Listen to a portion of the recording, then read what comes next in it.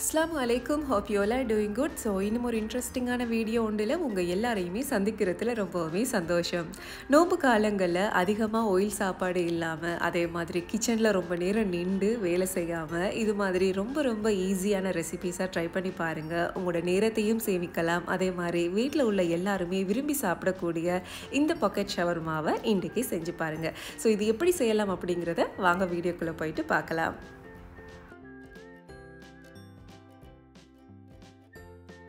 Stuffing செய்கிறதுக்காக வேண்டி 400 gram அளவில் போன்லெஸ் சிக்கன் எடுத்துருக்கிறேன். நல்லாவே க்ளீன் பண்ணிவிட்டு சின்னதாக கட் பண்ணி எடுத்துக்கொள்ளுங்க. இதுக்கு தேவையான மசாலா பவுடர்ஸ் மிளகாய் தூள், கட்டர் தூள், மஞ்சள் தூள், கரம் மசாலா, மிளகுத்தூள். உங்களுக்கு காரத்துக்கு ஏற்றளவு மசாலா பவுடர்ஸை கூட்டிக்கலாம், குறைச்சிக்கலாம். அதே போல் ஒரு 1/2 டேபிள் ஸ்பூன் அளவுக்கு ஜிஞ்சர் கார்லிக் பேஸ்ட் சேர்த்துக்கொள்ளுங்க. அதே மாதிரி தேவையான அளவு உப்பும் சேர்த்து வினாகிரி பார்த்திங்கன்னா 1 டீஸ்பூன் அப்படி இல்லாட்டி 1/2 டீஸ்பூன், ரொம்ப அதிகமாக சேர்க்க வேணும் அப்படின்னு அவசியம் இல்லை. அதுக்கப்புறமா 1 டேபிள் ஸ்பூன் அளவுக்கு தயிரும் சேர்த்துக்கொள்ளுங்க. அதை விட குறைய சேர்த்தாலும் பரவாயில்லை. அதே மாதிரி ஒரு 1/2 டேபிள் ஸ்பூன் அளவுக்கு ஆயிலும் சேர்த்து இது எல்லாத்தையுமே நல்லா மிக்ஸ் பண்ணி எடுத்துடலாம்.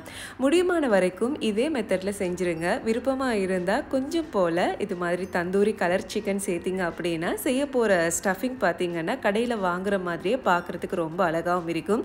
இதே ஸ்பைசஸ் எல்லாமே சேர்த்து நீங்கள் இது மாதிரி மிக்ஸ் பண்ணி வைக்கும் போது டேஸ்ட்டும் அல்டிமேட்டாக இருக்கும். ஸோ இது போல் நல்லாவே மிக்ஸ் பண்ணி விட்டு சரியாக ஒரு 1/2 அன் ஹவருக்கு மூடி மேரினேட் பண்ணி எடுத்துடலாம்.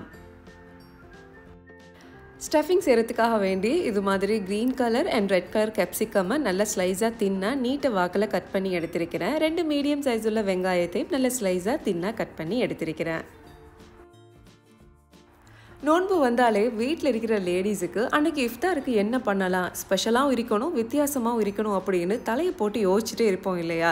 உங்களுக்காக தான் ரமஸான் இஃப்தார் மெனு அப்படிங்கிற புதிய கோர்ஸை ஆன்லைன் குக்கிங் கிளாஸ் இந்த மாதம் 8ஆம் தேதி ஆரம்பிக்கிறாங்க. இதில் கிட்டத்தட்ட 30 வகையான வெரைட்டி டிஷ்ஷஸ் இருக்குது.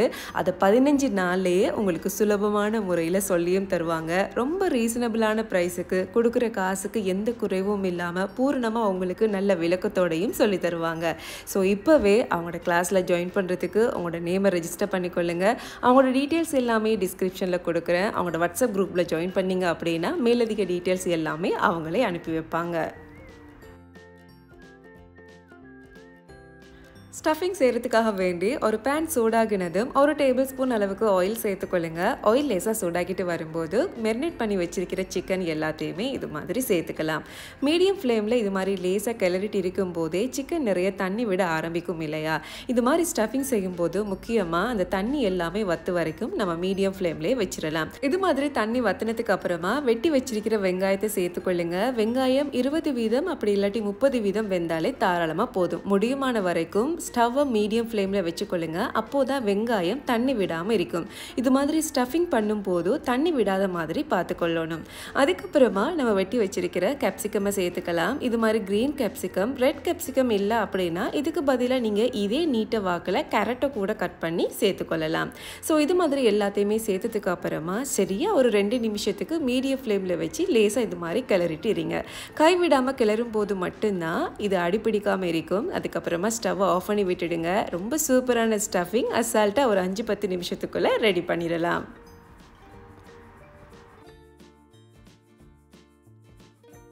ஷவர்மா ரொட்டி செய்கிறதுக்காக வேண்டி 3 கப் அளவில் கோதுமை மாவு எடுத்திருக்கிறேன். இதுக்கு 1.5 டீஸ்பூன் அளவுக்கு ஈஸ்ட் சேர்த்துக்கலாம். அது கூடவே 2 டீஸ்பூன் அளவுக்கு சீனியும் சேர்த்துக்கொள்ளுங்க. தேவையான அளவு உப்பும் சேர்த்துக்கொள்ளுங்க. உங்களுக்கு ஈஸ்ட் விருப்பம் இல்லை அப்படின்னா நீங்கள் அதுக்கு பதிலாக பேக்கிங் சோடா கூட தாராளமாக சேர்த்துக்கலாம். பேக்கிங் சோடா சேர்க்குறதா இருந்தால் 1 டீஸ்பூன் அளவுக்கு சேர்த்துக்கொள்ளுங்க. அதுக்கப்புறமா இது எல்லாத்தையுமே நல்லா மிக்ஸ் பண்ணி விட்டதுக்கு அப்புறம் சரியாக 1 டேபிள் ஸ்பூன் அளவுக்கு ஆயிலும் சேர்த்துருங்க. இந்த மாவு பிசைகிறதுக்காக வேண்டி நான் இன்றைக்கி இளம் சூடான தண்ணி தான் எடுத்திருக்கிறேன். ஸோ இது எல்லாத்தையுமே நம்ம மிக்ஸ் பண்ணி விட்டதுக்கு அப்புறமா எடுத்திருக்கிற தண்ணியை கொஞ்சமாக சேர்த்து நல்லா பிசைஞ்சு எடுத்துடலாம். ரொம்ப அதிகமாக தண்ணி சேர்க்காம நம்ம பன் எல்லாம் பிசைஞ்சு எடுப்போம் இல்லையா? அந்த பதத்தில் கொஞ்சம் ஹார்டாகவே நம்ம இது மாதிரி நல்லா பிசைஞ்சு எடுக்கலாம். முடிமான வரைக்கும் கைவிடாமல் ஒரு 10 நிமிஷத்துக்கு பிசைஞ்சிங்க அப்படின்னா நம்ம செய்ய போகிற மாவு பார்த்திங்கன்னா நல்லாவே சாஃப்டாக நமக்கு கிடைக்கும். இது மாதிரி ஒர்க்கிங் ஏரியாவில் கொஞ்சம் போல் மாவு தூவி நம்ம பிசைஞ்சிருக்கிற மாவை சரியாக 8 பங்காக கட் பண்ணி எடுத்துடலாம். இது மாதிரி ஈஸ்ட் சேர்க்கறதுனால நீங்கள் ரெஸ்ட் பண்ண வைக்கணும் அப்படின்னு அவசியமே இல்லை. மாவை நல்லா பிசைஞ்சு எடுத்த உடனேயே இந்த ரொட்டி செய்கிறதுக்கும் நீங்கள் ஆரம்பிச்சிடலாம். ஸோ இது மாதிரி நம்ம வெட்டியிருக்கிற ஒவ்வொரு பங்கையும் வீடியோவில் காட்டுற மாதிரி முட்டை வடிவத்தில் நல்லாவே தட்டி எடுத்துக்கொள்ளுங்க. முக்கியமாக இந்த ஷேப் தான் நம்ம செய்ய போகிற பாக்கெட் ஷவர்மாக்கு முக்கியம். ஸோ வெட்டி எடுத்த ஒவ்வொரு துண்டையும் முதலாவதாக இது மாதிரி உருண்டை ஆக்கினதுக்கு அப்புறமா முட்டையெல்லாம் பார்த்தீங்கன்னா ஓவல் ஷேப்பில் இருக்கும் இல்லையா, அந்த ஓவல் ஷேப் எடுக்கிறதுக்காக வேண்டி கொஞ்சம் கொஞ்சமாக மாவு தூவி இது மாதிரி லேசாக தட்டி எடுத்தீங்க அப்படின்னாலே ஈஸியாக செஞ்சிடலாம். ஆரம்பத்தில் 1-2 செய்யும்போது கொஞ்சம் ஸ்ட்ரகிள் இருக்கலாம், அதுக்கப்புறமா நீங்கள் செய்யும்போது ரொம்ப ரொம்ப ஈஸியாகவே இருக்கும். ஸோ இது மாதிரி வெட்டி எடுத்த எல்லா மாவையும் பார்த்தீங்கன்னா நான் முன்ன சொன்ன மாதிரியே முட்டை வடிவத்தில், அதாவது ஓவல் ஷேப்லேயே தட்டி எடுத்துக்கிறேன். வீடியோவில் காட்டுற மாதிரியே நீங்கள் அந்த ஷேப்பை கையால் எடுத்துட்டீங்க அப்படின்னா உங்களுக்கு செய்கிறதுக்கு ரொம்ப ரொம்ப ஈஸியாக இருக்கும். செஞ்சிருக்கிற ஒவ்வொரு உருண்டைகளையும் வீடியோவில் பார்க்குறது போலவே ரொம்ப அழகாக நேர்த்தியாக இந்த ஓவல் ஷேப்லேயே தட்டி எடுத்துக்கொள்ளுங்க. முக்கியமாக நான் திரும்ப திரும்ப சொல்கிற ஒரே ஒரு விஷயம், இந்த ஷேப் எந்த ஒரு குளறுபடியும் வராமல் இருக்கணும் அப்படின்னா கொஞ்சம் கொஞ்சமாக மாவு தூவி இதே மெத்தடில் இதே ஷேப்பில் தட்டி எடுத்துக்கொள்ளுங்க. ரொம்ப தின்னாக தட்டிடாமல் வீடியோவில் காட்டுற மாதிரியே ஒரு 1/4 இன்ச் அளவுக்கு இல்லாட்டி அதை விட கொஞ்சம் குறைவான ஒரு தடிப்பத்தில் இந்த மாவு எல்லாத்தையுமே ஓவல் ஷேப்பில் தட்டி எடுத்துட்டீங்க அப்படின்னா நீங்கள் செய்ய போகிற இந்த ரொட்டி ரொம்ப அழகான ஷேப்பில், அந்த ஓவல் ஷேப்ல எந்த ஒரு பிழையும் வராம ரொம்ப சூப்பராகவே வந்துடும்.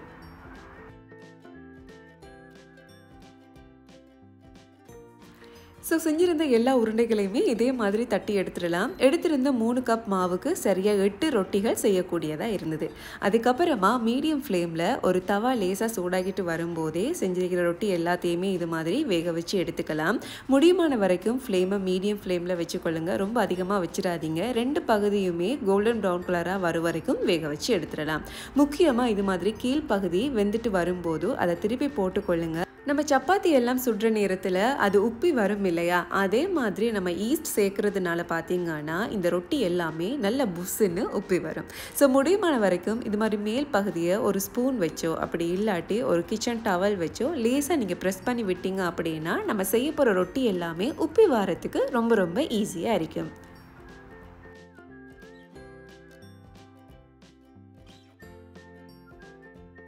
ஒவ்வொரு ரொட்டியுமே 2 நிமிஷத்துலேயே ஈஸியாக வெந்து வந்துடும். ஸோ முடியுமான வரைக்கும் நீங்கள் ஃப்ளேமை மீடியம் ஃப்ளேமில் வச்சுக்கொள்ளுங்க. ரொம்ப அதிகமாக ஃப்ளேம் வச்சிட்டிங்க அப்படின்னா கருகி போயிடும். ஸோ எப்போவுமே நம்ம செய்ய போகிறத பர்ஃபெக்டாக செய்யணும் அப்படின்னா பொறுமையாக நிதானமாக செஞ்சிட்டோம் அப்படின்னாலே நம்ம செய்ய போகிற டிஷ் எல்லாமே எந்த ஒரு குளறுபடியும் இல்லாமல் சூப்பராக வந்துடும். ஸோ இதே மெத்தடில் செஞ்சிருக்கிற எல்லா ரொட்டியுமே வேக வச்சு எடுத்துடலாம். வீடியோவில் பார்க்குற மாதிரியே ஒவ்வொரு ரொட்டியுமே நடுப்பகுதியால் கட் பண்ணிடலாம். கட் பண்ணிவிட்டு பார்க்கும்போது உள்ளுக்கு ஃபில்லிங்ஸ் வைக்கிற அளவுக்கு ரொம்ப அழகாக பர்ஃபெக்டாக இது மாதிரி ஸ்பேஸ் கிடைக்கும். ஸோ இதே மெத்தடில் செஞ்சிங்க அப்படின்னா எந்த ஒரு குளறுபடியும் இல்லாமல் சூப்பராகவே இந்த பாக்கெட் ஷவர்மா உங்களுக்கும் செய்யக்கூடியதாக இருக்கும். ஸோ எடுத்திருந்த எல்லா ரொட்டியுமே நடுவால் இது மாதிரி கட் பண்ணி எடுத்திருக்கிறேன். அதுக்கப்புறமா இதுக்கு ஃபில்லிங்ஸ் எப்படி செட் பண்ணலாம் அப்படிங்கிறத அடுத்ததாக பார்க்கலாம். இது மாதிரி சலாது இலையை சின்ன சின்ன பீசஸாக கட் பண்ணி எடுத்திருக்கிறேன். அதே போல் கொஞ்சம் போல் உருளைக்கிழங்கு சிப்ஸையும் ஃப்ரை பண்ணி எடுத்திருக்கிறேன். ஆப்ஷனல் தான், உங்களுக்கு விருப்பமாக இருந்தால் சேர்த்துக்கலாம். மயோனிஸும் சேர்த்துக்கொள்ளுங்க. அதுக்கப்புறமா நம்ம வெட்டி வச்சிருக்கிற ஒவ்வொரு பாக்கெட் ஷவர்மாலையும் இது மாதிரி முதல்ல இலையை வச்சுக்கலாம். அதுக்கப்புறமா நம்ம செஞ்சிருந்த இல்லையா ஸ்டஃபிங், அதில் கொஞ்சம் போல் ஒரு 2 டேபிள் ஸ்பூன் அளவுக்கு உள்ளுக்கு ஃபில் பண்ணுற மாதிரி வச்சிடலாம். முக்கியமாக சேர்த்திருந்த கேப்சிகமில் ரெட் கலரையும் க்ரீன் கலரையும் வச்சுக்கொள்ளுங்க. பார்க்குறதுக்கு கலர்ஃபுல்லாகவும் இருக்கும், டேஸ்ட்டும் அல்டிமேட் இருக்கும். அதுக்கப்புறமா உங்களுக்கு சோஸும் போடலாம், அதாவது டொமேட்டோ சோஸ் இல்லாட்டி மயோனீஸ், இது மாதிரி உங்களுக்கு விருப்பமான ஆப்ஷனல்ஸ் எல்லாமே இது கூட சேர்த்து சாப்பிட்றலாம். அதே போல் இதை இன்னொரு மெத்தட்லையும் செய்யலாம். அதை அடுத்ததாக எப்படி செய்யலாம் அப்படிங்கிறதையும் பார்த்துடலாம். ஸோ இது பார்க்குறதுக்கு எக்ஸாக்டாக நம்ம ஷவர்மா சாப்பிட்ற ஃபீலிங்லேயே தான் இருக்கும். எல்லாமே இது மாதிரி ஸ்டஃபிங்கில் இருக்கும் போது ஒவ்வொரு கடியும் பார்த்தீங்கன்னா அட்டகாசமாக இருக்கும். அண்ட் இதில் இன்னொரு மெத்தட் பார்த்தீங்கன்னா இது போல் ரொட்டியில் முதலாவதாக கெச்சப் அப்படி இல்லாட்டி மயோனீஸ், உங்களுக்கு விருப்பமான இது மாதிரி சோஸ் ஐட்டம்ஸ் எல்லாத்தையுமே அப்ளை பண்ணிவிட்டு அதுக்கப்புறமா இது மாதிரி இலையா இருக்கட்டும், நம்ம செஞ்சிருக்கிற ஸ்டஃபிங் இது எல்லாத்தையுமே ஃபில் பண்ணிடலாம்.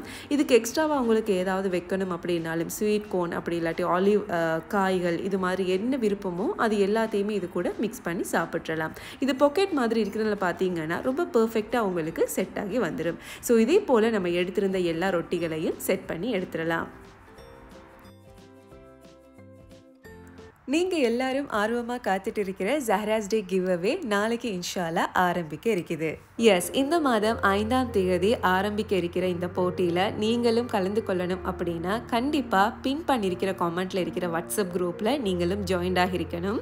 அதே மாதிரி இந்த மாசம் 5ஆம் தேதியில இருந்து 25ஆம் தேதி வரையில அப்லோட் செய்யற எல்லா வீடியோக்கள்லையும் வர 6 டிஜிட்டல் நம்பரை நீங்க என்னுடைய வாட்ஸ்அப் நம்பருக்கு சென்ட் பண்ணியும் இருக்கணும். இந்த 6 நம்பரும் என்ன அப்படின்னா, வீடியோ பிளே ஆகிறதுல இருந்து முடியும் வரைக்கும் இடைக்கிட 1 செகண்ட் நேர அளவுல ஒவ்வொரு நம்பரா உங்களுக்கு ஸ்கிரீன்ல காணக்கூடியதா இருக்கும். அந்த நம்பரை சரியான ஒழுங்குமுறைப்படி நீங்க 6 நம்பரையும் எழுதி அந்த வீடியோ லிங்கோட வாட்ஸ்அப் நம்பருக்கு சென்ட் பண்ணி வச்சாலே போதும். அதே மாதிரி 5ஆம் தேதியில இருந்து 25ஆம் தேதி வரையில அப்லோட் பண்ற எல்லா வீடியோக்கள்ல இருக்கிற 6 நம்பரையும் சரியான முறையில அனுப்பி வைக்கணும். அனுப்பி வச்சவங்களோட பெயர் குலுக்கல் முறையில தான் யாரு வெற்றியாளர் அப்படிங்கிற விஷயம் தெரிவு செய்யப்படும். ஸோ முதலாவதா தெரிவு செய்யப்படுற வெற்றியாளருக்கு ரூபாய் 10,000 பணப்பரிசும், அதே மாதிரி அதை தொடர்ந்து தெரிவு செய்யப்படுற 3 அதிர்ஷ்டசாலிகளுக்கு 5,000 ரூபாய் பணப்பரிசும் வழங்கப்படும். இது எல்லாமே பார்த்தீங்கன்னா இந்த மாதம் 27ஆம் தேதியே யாரெல்லாம் வின்னர்ஸ் அப்படிங்கிறத நம்ம சேனல்லே நாங்கள் அனௌன்ஸ் பண்ணிடுவோம். அதே மாதிரி யாருக்கெல்லாம் இந்த போட்டியில் கலந்து கொள்ளணும் அப்படின்னு ஆசை இருக்குதோ இப்போவே நீங்கள் குரூப் லிங்கில் ஜாயின் பண்ணிக்கொள்ளுங்க. இன்ஷால்லா 5ஆம் தேதி போட்டியில் கலந்து கொள்ளுங்க. ஒரு பாக்கெட் ஷவர்மாவே வயிறும் மனசும் நிறையறதுக்கு தாராளமாக போதுமாக இருக்கும். இந்த வீடியோ உங்கள் எல்லாருக்குமே பிடிச்சிருக்கும், அதே மாதிரி பிரயோசனமாக இருந்திருக்கும் அப்படின்னு நம்புகிறேன். பிடிச்சிருந்தா கண்டிப்பாக உங்களோட ஃப்ரெண்ட்ஸ் அண்ட் ஃபேமிலிஸ் கூட ஷேர் பண்ணுங்கள். இப்போ தான் நம்ம சேனலில் புதுசாக வீடியோ பார்க்குறீங்களா இருந்தால் நீங்கள் பார்க்குற இந்த வீடியோ உங்களுக்கு பிடிச்சிருந்தா மறக்காமல் இந்த சேனலையும் சப்ஸ்கிரைப் பண்ணி கொள்ளுங்கள். ஸோ இதே போல் இன்னும் ஒரு அழகான சூப்பரான இன்ட்ரெஸ்டிங்கான வீடியோ ஒன்றில் உங்கள் எல்லாரையுமே சந்திக்கும் வரை டேக் கேர், பை பாய்.